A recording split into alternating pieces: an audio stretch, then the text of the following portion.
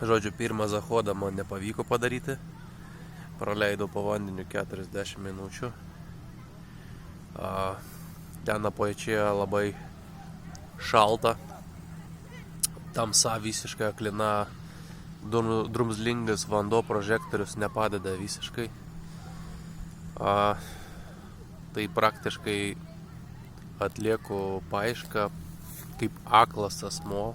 Prožiką iš viso išjungiu, nes jis man tik tai trukdo įsivaizduoti ir jaust dugną. Ta dumbuliukai su standžiu pamatu.